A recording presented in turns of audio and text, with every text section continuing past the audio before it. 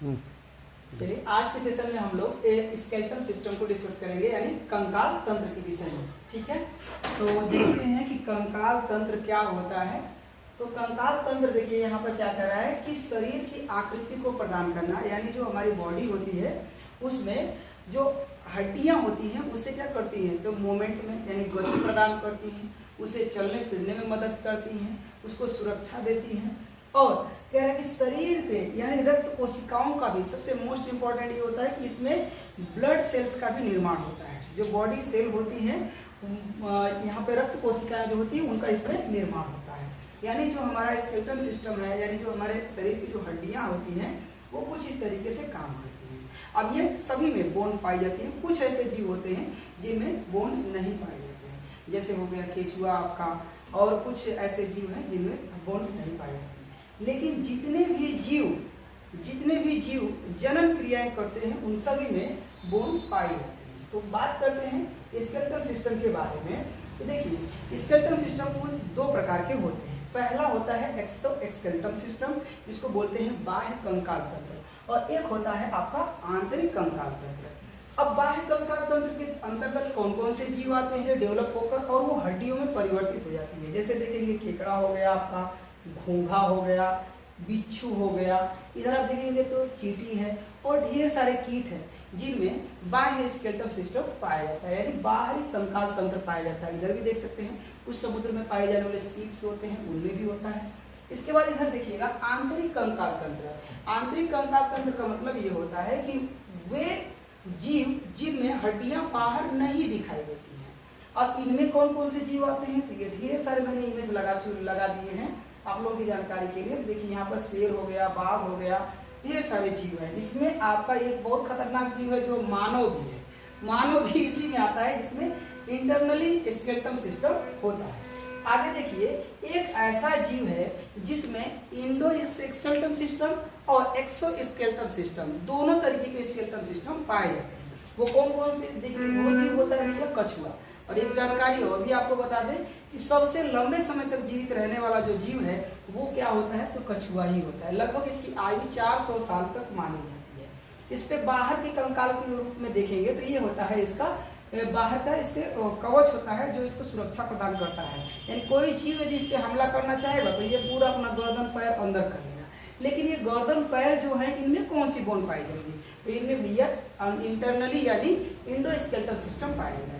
यानी एक हो गया बाह्य कंकाल और एक हो गया आंतरिक कंकाल। यानी इसमें देखेंगे तो दोनों स्केलेटल सिस्टम पाए जाते हैं, दोनों तरह के कंकाल आपमें यहाँ पर देखने को मिलेंगे। अब बात करते हैं कि जो बोन होती है, हड्डियां होती है, वो किससे बनी होती है।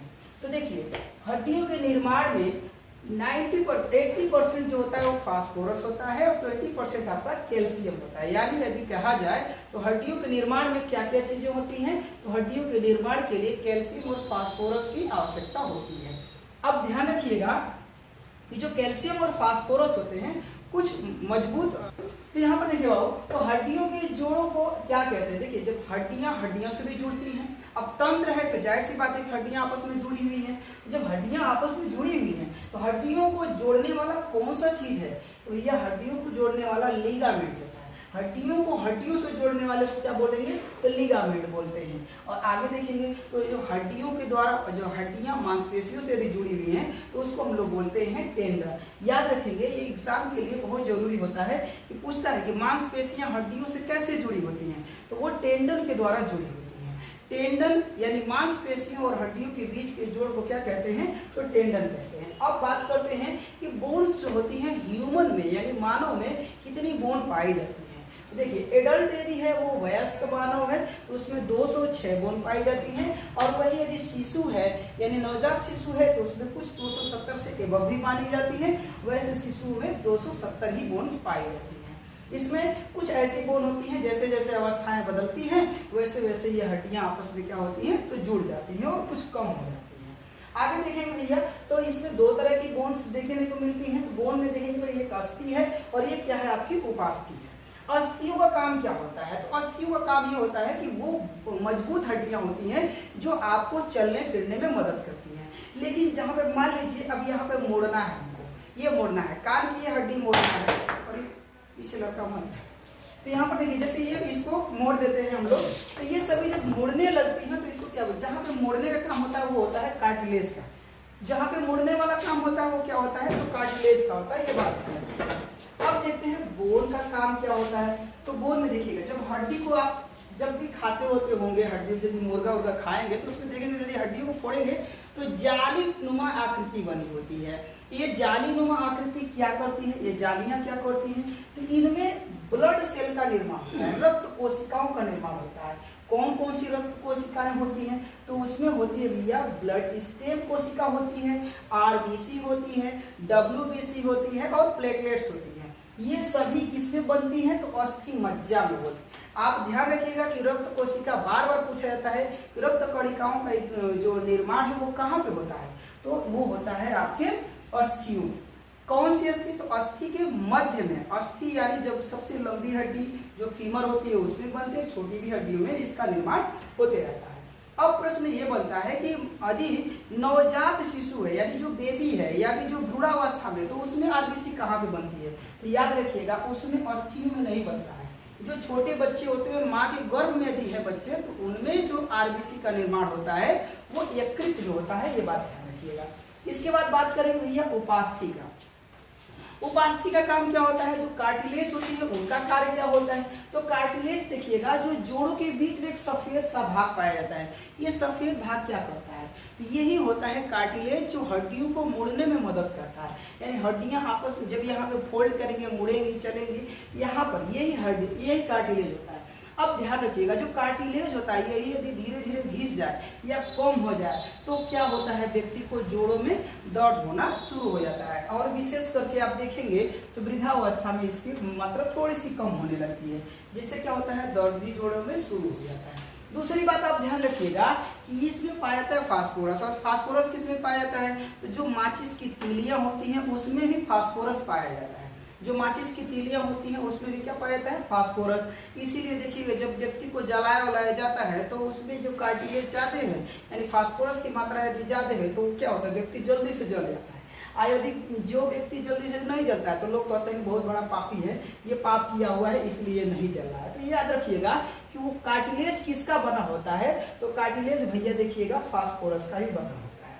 तो देखिए उपास्थि कमजोर होती है, हड्डियों से उपास्थि क्या होती है, कमजोर होती है, और इनमें केंड्रिन नामक प्रोटीन पाया जाता है। जो आपकी कार्टिलेज होती है इसमें कौन सा प्रोटीन पाया जाएगा, तो आपका केंड्रिन नामक प्रोटीन पाया जाता है, और इनमें कोशिकाएं पाई जाती हैं जिसको हम लोग बोलते हैं कॉन्ड्रियोसाइट नामक प्रोटीन, केंड्रिन नामक प्रोटीन, ये याद रखिएगा।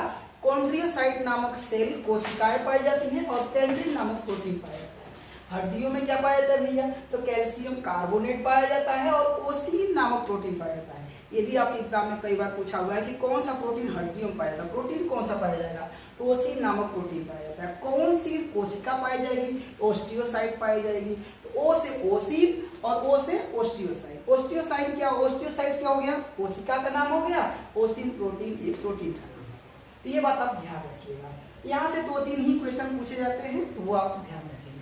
बात करेंगे यहाँ पर जो मानव की जो अस्थियां होती हैं इनमें 2 भाग बांटे गए हैं, वो कौन कौन से हैं, तो एक वो होते हैं अपेंडिकुलर यानी उपांगीय हड्डियां, यानी उपांगीय जो बोन होती है वो कौन सी होती है, तो देखिए जो चलने फिरने में मदद करती हैं उसे हम लोग बोलते हैं उपांगीय। जो चलने फिरने में मदद करती हैं उसे क्या बोलेंगे, उपांगीय बोलेंगे। और जो हमारे अंदर के आंतरिक अंगों की सुरक्षा प्रदान करती हैं उन्हें बोलेंगे एक्सियल बोन। उन्हें क्या बोलेंगे भैया, वो एक्सियल बोन बोलेंगे, यानी अक्षीय हड्डियां बोलेंगे। इसकी संख्या कितनी होती है, तो 80 होती है, यानी जो हमारा खोपड़ी में हो गया, पसली में हो गया, ये सभी जो बोन होती है वो सारी बोन जो होती है वो इंटरनली अंग को रक्षा करती है, ये बात ध्यान रखिएगा।